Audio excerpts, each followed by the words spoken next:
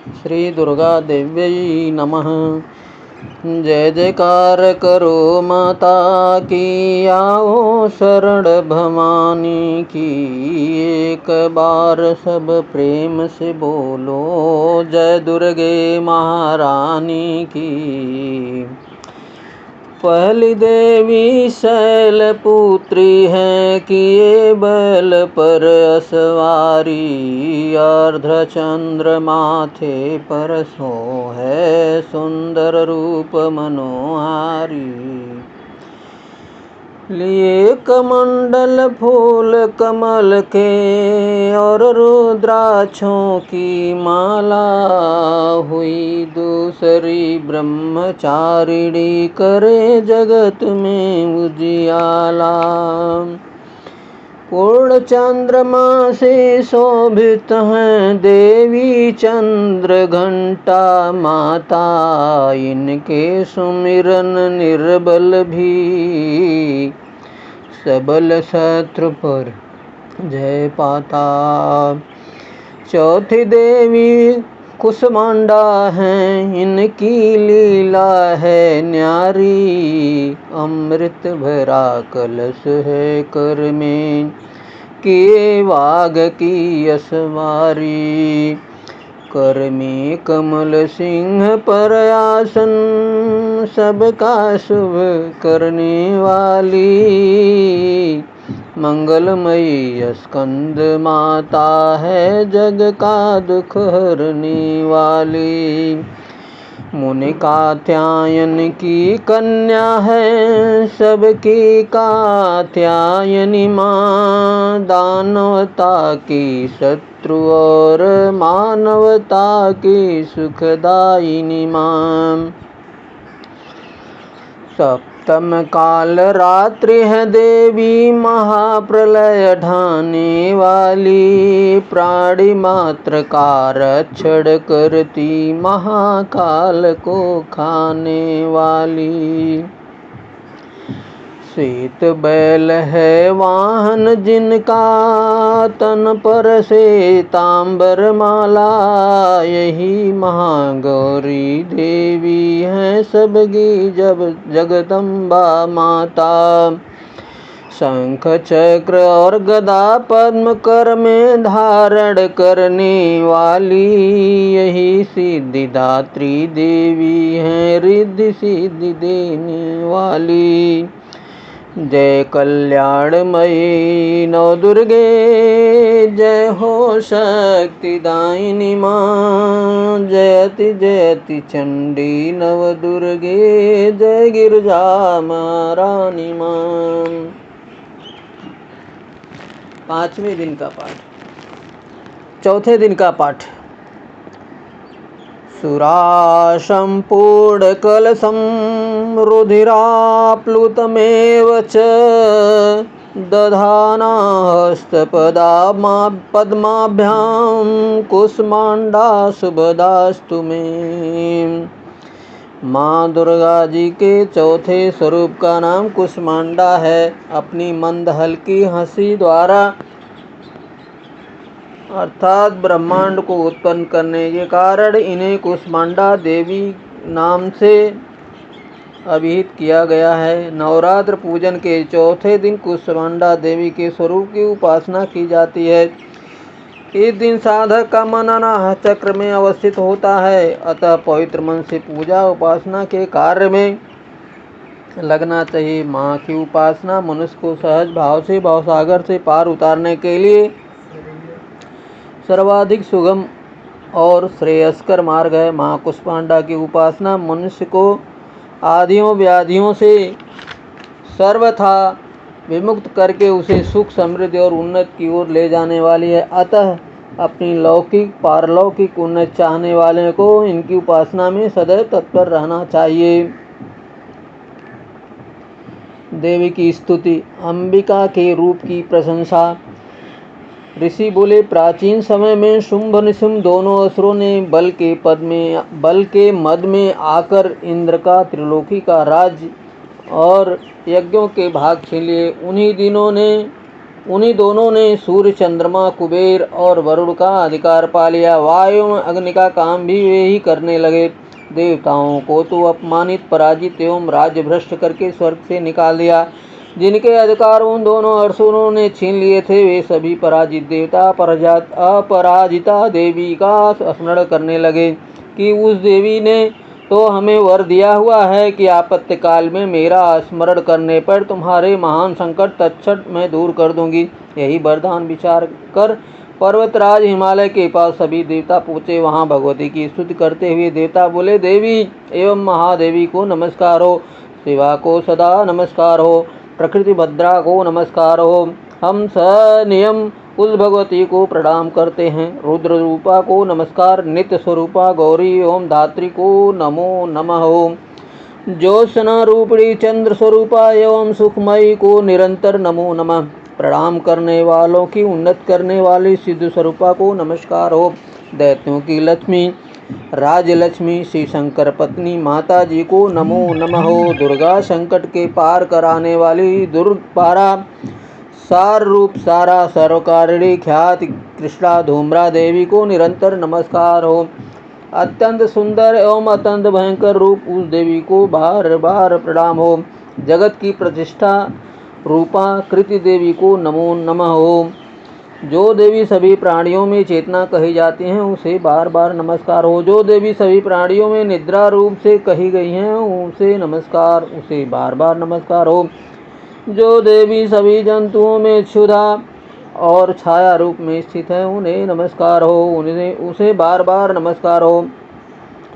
जो देवी प्राणियों में क्षमा शक्ति तथा तृष्णा रूप में स्थित है, उसे नमस्कार हो, उसे नमस्कार हो, उसे बार बार नमस्कार हो।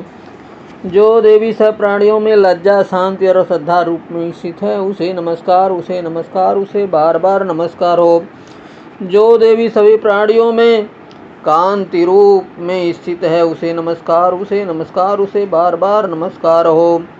जो देवी सभी प्राणियों में भ्रांति कांति और जो लक्ष्मी के रूप से स्थित है, उसे नमस्कार, उसे नमस्कार, उसे बार बार नमस्कार हो। जो देवी समस्त जीव मात्र में वृत्ति रूप से स्थित है, उनको नमस्कार, उसको नमस्कार, उनको बार बार नमस्कार है। जो देवी समस्त जीव मात्र में स्मृति रूप में स्थित है, उसको नमस्कार, उसको नमस्कार है, उसको बार बार नमस्कार है। जो देवी समस्त जीव मात्र में तुष्टि रूप से स्थित है, उसको नमस्कार है, उसको नमस्कार है, उसको बार बार नमस्कार है। जो देवी समस्त जीव मात्र में माता रूप से स्थित है, उसको नमस्कार है, उसको नमस्कार है, उसको बार बार नमस्कार है। जो देवी समस्त जीव मात्र में शांत भ्रांति रूप से स्थित है, उसको नमस्कार है, उसको नमस्कार है, उसको बार बार नमस्कार है। जो देवी समस्त इंद्रियों तथा संपूर्ण जीव मात्र की अधिष्ठात्री हैं और समस्त जीव मात्र में निरंतर व्याप रहती हैं, उसको बार बार नमस्कार है। जो देवी इस सारे जगत में व्यापक होकर चैतन्य रूप में स्थित है, उसे नमस्कार, उसे नमस्कार, उसे बार बार नमस्कार हो। प्राचीन काल में अपने मनोरथों की सिद्धि के लिए देवताओं ने जिस देवी की स्तुति की, इसी प्रकार कई दिनों तक सुरपत इंद्र जिनकी सेवा करता रहा, वह मंगला रूपा परमेश्वरी हमारा मंगल एवं कल्याण करे और हमारी आपत्तियां दूर करें। दुष्ट दैत्यों से संतापित हम संपूर्ण देवता जिस भगवती ईश्वरी को नमस्कार कर रहे हैं और भक्ति पूर्वक नम्रता के स्वरूप मनुष्यों द्वारा स्मरण किए जाने पर उनकी विपत्तियों का नाश कर देती हैं, वह हमारी भी सभी विपत्तियों को दूर करें। ऋषि बोले, हे राजन, सभी देवता जब इस प्रकार भगवती की स्तुति कर रहे थे, उस समय श्री गंगा जी के जल में स्नान करने के लिए श्री पार्वती जी आई। उस समय सुंदर भुवों वाली पार्वती जी ने देवताओं से पूछा कि तुम लोग किसकी स्तुति कर रहे हो। तब उनके शरीर कोश से प्रकट होकर शिवा बोली, ये देवता तो शुंभ दैत्य से सताए हुए एवं संग्राम में निशुंभ से पराजित हुए मिलकर मेरी ही स्तुति कर रहे हैं। श्री पार्वती के शरीर कोश से श्री अंबिका जी का प्राकट्य हुआ, इसी कारण सारे संसार में कौशिकी के नाम से प्रसिद्ध हैं। इस प्रकार जब कौशिकी प्रकट हुई, श्री पार्वती जी रूप में काली हो गई, अतः हिमालय में रहने वाली कालिका नाम विख्यात हुआ। उसके अनंतर शुभ निशुंभ के सेवक चंड तथा मुंड ने वहां आकर उस अंबिका देवी को देखा तो उस समय परम सुंदर रूप धारण कर रही थी। उन दोनों ने शुंभ दैत्य को जाकर कहा कि हिमालय को अपनी कांति से प्रकाशित करती हुई परम सुंदर स्त्री वहाँ बैठी है। वैसा उत्तम परम सुंदर रूप किसी ने भी नहीं देखा होगा। हे असुरराज, वह देवी कौन होगी, इस बात का आप ही पता लगाइए और उसे ग्रहण कीजिए। वह स्त्री क्या है? रत्न ही है। उसके तो सभी अंग बड़े मनोहर हैं, अपनी दिव्य कांति से दिशाओं को प्रकाशित कर रही है। हे दैतेंद्र, वह तो बैठी हुई है, आप जाकर उसे देख सकते हैं। हे प्रभु, जैसे भी हो आप उसे ग्रहण कीजिए। ऋषि बोले। तब चंड मुंड के वचन सुनकर शुंभ ने महासुर सुग्रीव को दूत बनाकर देवी के पास भेजा और कहा कि तुम मेरी ओर से उससे इस प्रकार से कहना और इस प्रकार का उपाय करना जिससे कि वह प्रसन्न होकर अत्यंत शीघ्र ही यहाँ आ जाए। यह सुनकर वह दैत्य पर्वत के उस प्रदेश पर पहुँचा जो कि अत्यंत सुंदर था। वहाँ पर ही देवी बैठी हुई थी। वहाँ जाकर उसने देवी से मधुर वाणी द्वारा कोमल वचन कहे। दूत बोला, हे देवी, दैत्यों का स्वामी शुंभ तीनों लोकों में परमेश्वर है। मैं उसका दूत हूँ, मुझे उसने आपके पास भेजा है। मैं वहाँ जो उसकी आज्ञा न मानता हो उसे परास्त कर देता हूँ। उसने सभी देवता परास्त कर दिए हैं। अब आपके लिए जो संदेश है मुझसे सुनिए। उसने कहा, सारी त्रिलोकी मेरी हो चुकी है, सभी देवता मेरे अधीन हैं, सभी यज्ञ भाग पृथक पृथक करके मैं ही पा रहा हूँ। त्रिलोकी भर के उत्तम सभी रत्न मेरे अधीन हो चुके हैं। इंद्र के श्रेष्ठ वाहन ऐरावत हाथी को मैंने छीन लिया है। देवताओं ने क्षीर समुद्र से उत्पन्न उच्च श्रवा नामक अश्वरत्न प्रणाम करके मुझे भेंट कर दिया है, तथा और भी जितने देव गंधर्व एवं नागों के पास रत्न स्वरूप वस्तुएं थी वे सब की सब हे सुंदरी मेरी हो चुकी हैं। हे देवी, अब हम तुमको स्त्रियों में रत्न मान रहे हैं, इस कारण अब आपको भी हमारे पास आ जाना चाहिए, क्योंकि हम तो रत्नों के भोक्ता हैं। अब तुम्हारी इच्छा है कि मुझे अथवा मेरे पराक्रमी भ्राता निशुंभ को इन दोनों में से किसी को वर लो, क्योंकि तुम रत्न रूप हो। मेरे साथ विवाह कर लेने से तुम्हें अतुल ऐश्वर्य प्राप्त हो जाएगा, या अपनी बुद्धि के द्वारा सोच लो, फिर मेरे साथ विवाह कर लो। ऋषि बोले। जब इस प्रकार दूत ने देवी से कहा तब वह जगत को धारण करने वाली भगवती देवी जी गंभीर होकर मंद मुस्कान करने लगी। हे दूत, तुमने जो कुछ कहा वह सत्य है, मिथ्या कुछ भी नहीं। इसमें संदेह नहीं कि शुंभ त्रिलोकी का स्वामी है और निशुंभ भी वैसा ही है, किंतु मैंने प्रतिज्ञा की हुई है उसे किस प्रकार से मिथ्या करूं। प्रतिज्ञा इस प्रकार है कि जो मुझे युद्ध में जीत ले एवं मेरा अभिमान तोड़ दे और संसार में मैं मेरे समान बलधारी हो और मेरा भर्ता हो सकता है, शुंभ अथवा महाअसुर निशुंभ आ जाए, मुझे जीतकर मेरा शीघ्रता से पहाड़ ग्रहण करे। दूत बोला, हे देवी, तुम्हें अभिमान है जो इस प्रकार की बातें मेरे सामने कर रही हो। भला कहीं त्रिलोकी में ऐसा कौन सा पुरुष है जो शुंभ निशुंभ का सामना कर सके। सारे देवता तो दूसरे दैत्यों का सामना भी नहीं कर सकते, तू तो स्त्री है, फिर अकेली बैठी है। युद्ध में इंद्रादिक सभी देवता जिस शुंभ आदि दैत्यों के सामने न ठहर सके, भला तू स्त्री होते हुए उनका सामना कैसे कर सकेगी। इस तरह चलने से तुम्हारी प्रतिष्ठा होगी, अन्यथा जब वे तुम्हारे केस पकड़ घसीटते हुए ले जाएंगे तो तुम्हारा गौरव नष्ट हो जाएगा। देवी बोली, हे दूत, इसमें कोई संशय नहीं कि शुंभ बलवान और निशुंभ भी पराक्रमी है, पर मैं करूं तो क्या करूं। प्रतिज्ञा करने से पहले यह बात मैंने नहीं सोची थी। अब तुम जाकर असुर राज को मेरी यही बात कह दो, फिर उसे जो उचित दिखाई दे वही करे। ऋषि बोले। देवी जी का इस प्रकार का वचन सुनकर दूत क्रोध से लाल होकर लौट आया और फिर दैत्यराज को विस्तार से के साथ सभी बातें सुना दी। दूत के वचन सुनते ही दैत्यराज क्रोध से भर गया। दैत्यों के सेनापति धूम्रलोचन से बोला, हे धूम्रलोचन, तुम देर मत करो, अपनी सेना के साथ वहां जाकर उस दुष्टा के केसों को पकड़कर बलपूर्वक घसीटते हुए यहाँ जल्दी ले आओ। उसकी रक्षार्थ यदि कोई भी वहाँ दूसरा उपस्थित हो, चाहे वह देवता यक्ष गंधर्व कोई भी हो, उसे मार डालो। ऋषि बोले। आज्ञा पाते ही वह धूम्रलोचन दैत्य 60,000 अश्वों की सेना लेकर शीघ्र चल पड़ा। वहाँ पहुंचकर उसने हिमालय पर विराजमान देवी को देखा और ऊंची आवाज़ से बोला, अरे तू शुंभ निशुंभ के पास चल। यदि अभी भी प्रसन्नता पूर्वक मेरे स्वामी के पास नहीं चलेगी तो स्मरण रख, तुझे बालों से पकड़ कर घसीटते हुए बलपूर्वक मैं ले जाऊंगा। देवी बोली, इसमें संशय नहीं कि तुम्हें दैत्येश्वर ने भेजा है। तुम स्वयं भी बलवान हो, बड़ी भारी सेना भी साथ ले आए हो। इस प्रकार की दशा में मुझे बलपूर्वक ले आओ तो मैं तुम्हारा क्या कर सकती हूँ। ऋषि बोले, जब इस प्रकार का उसे उत्तर मिला, धूम्रलोचन असुर देवी की ओर दौड़ा। तब तो देवी अंबिका जी ने हुंकार के शब्द से उसे भस्म कर दिया। फिर तो असुरों की क्रोध में आई बड़ी सेना तथा अंबिका जी ने एक दूसरे पर तीक्ष्ण बाण शक्तियां फरसे आदि बरसाने आरंभ कर दिए। इधर देवी जी का वाहन सिंह भी कुपित होकर भयंकर नाद करता हुआ अपने बाल झटकारता हुआ असुरों की सेना पर उछल पड़ा।